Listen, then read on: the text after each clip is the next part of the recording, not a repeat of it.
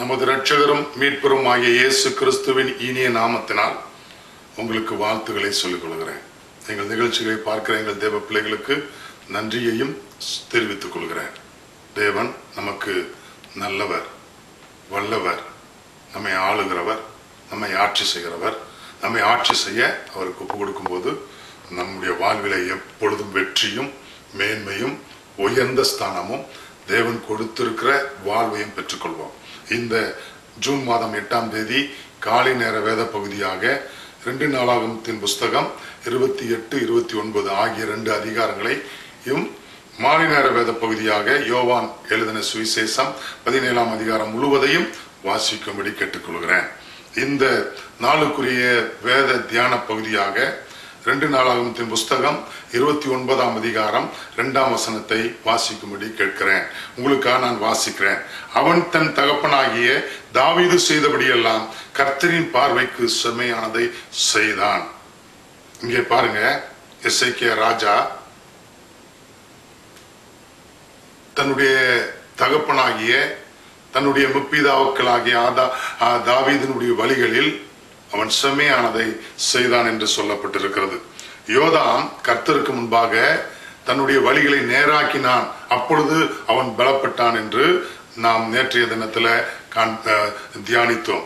இன்று தொடர்ந்தேர்ச்சியாய் இந்த வசனங்களை நாம் வாசிக்கிறபடினாலே தொடர்ந்தேர்ச்சியாய் நாம் இந்த தியான பகுதியையும் உங்கள் முன்னே வைக்க நான் ஆசைப்படுகிறேன்.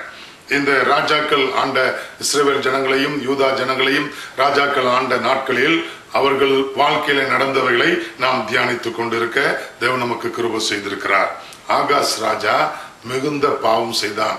இஸ்ரவேலை தேவனுடைய கோபத்துக்கு உள்ளாக அவன் ஆட்சி செய்தான். அவன் விக்கிரக ஆராதனைகளை செய்தான். அவன் சீரியருடைய தெய்வங்களை வணங்கினான். சீரியர் அவன் மேல யுத்தம் செய்து மேற்கொண்ட போது சீரியர் வணங்குகிற அந்த பாகால்களின் தீர்க்கதரிசிகள் அவர்களுக்கு வெற்றியை கொடுத்தபடினால எனக்கும் வெற்றியை கொடுப்பான் அந்த கொடுக்கும் என்று சொல்லி அந்த தெய்வங்களுக்கு பலிபிடங்களை கட்டி அதிலே பலியை செலுத்தினான் என்று வேதம் சொல்லப்பட்டிருக்கிறது. அப்படி அவன் செய்தபடினாலே தேசத்தின் மேலும் ஜனத்தின் மேலும் தன்னுடைய கோபம் வரும்படியாக நடந்து கொண்டான் என்று சொல்லப்பட்டிருக்கிறது. ஆகாஸ் ராஜா கர்த்தர் இஸ்ரவேல் புத்திரருக்கு முன்பாக துரத்தின சகல ஜாதிகளுடைய அருவருப்புகளின்படி நடந்து தன் குமாரரை தகித்து போட்டு மேடைகளிலும் மலைகளிலும் பச்சையான சகல மரங்களின் கீழும் பலியிட்டு தூபம் காட்டி வந்தான் என்று சொல்லப்பட்டிருக்கிறது. இஸ்ரவேல் ஜனங்களை பாவத்துக்கு நேராய் நடத்தி அவனும் பாவம் செய்தான் என்று இங்கு வேத வசனம் சொல்லுகிறது. என் அன்பான தேவ பிள்ளைகளை, ஆனால் இந்த அவனுடைய மகனாகிய எசேக்கியா ராஜா ஆட்சி செய்ய வந்தபோது அவன் தேசத்தின் மேல் இருக்கிற அந்த சூழ்நிலையை கண்டு தேசத்தை பரிசுத்தப்படுத்த அவன் முற்பட்டான். இங்க சொல்லப்பட்டிருக்கிறது, இவன் வந்தவுடன் தேவனுடைய கோபம் ராஜ்யத்தின் மேல் இருப்பதை கண்டு எசேக்கியா ராஜா ஆட்சி செய்வதற்கு ஆகாஸ் ராஜாவின் முடிவுக்கு பிறகு எசேக்கியா ராஜா ஆட்சி செய்யும்படி ராஜாங்கத்தில் அமருகிறார், சிங்காசனத்தில் அமருகிறார். அப்பொழுது அவன் தேவனுடைய கோபத்தை, தன்னுடைய தகப்பனாகிய ஆகாஸ் தேவனுடைய கோபத்தை சம்பாதித்து வைத்து போன தேவனுடைய கோபத்தை அவன் உணர முடிகிறது. ராஜ்யத்தின் மேலே தேவனுடைய கோபம் இருக்கிறதை அவன் உணர்ந்தான்.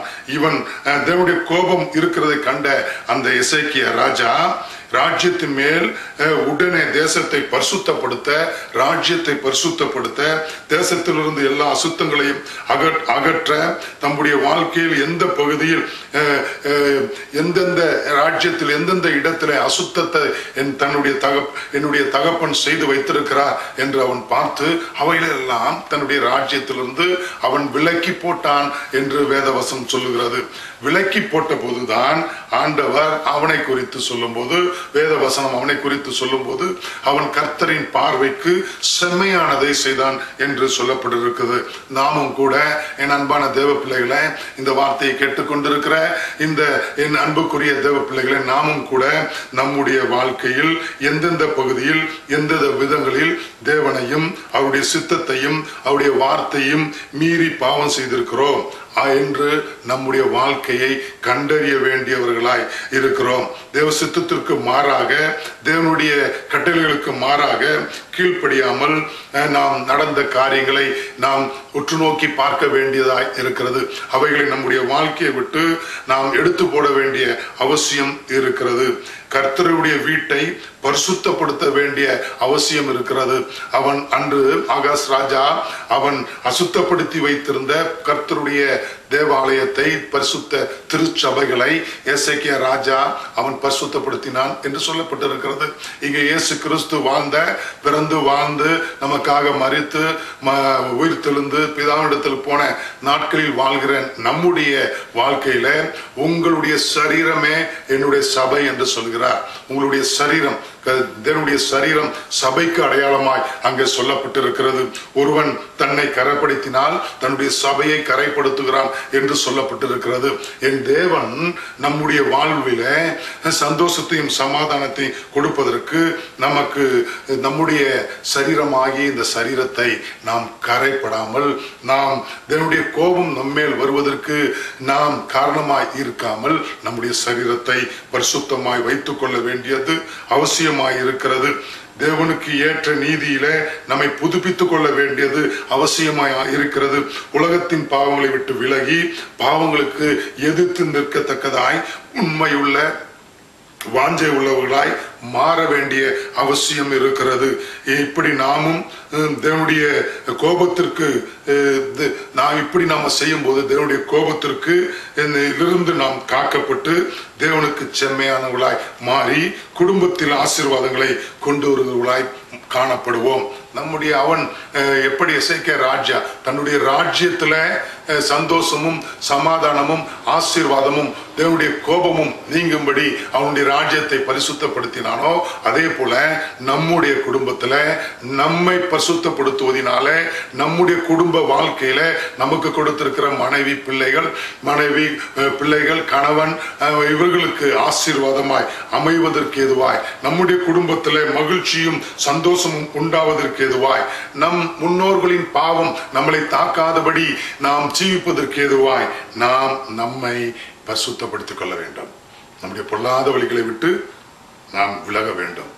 நாம் இழந்தவர்களை பெற்றுக்கொள்வதற்கு தேவனை நோக்கி பார்க்க வேண்டும். என் அன்பான தேவ பிள்ளைகளை, இந்த நாளில நீங்க கர்த்தரின் பார்வைக்கு செம்மையானது செய்ய வாஞ்சிக்கிறவர்களாக இருக்கிறீங்களா? செம்மையான செய்ய ஒப்பு கொடுக்கிறீங்களா?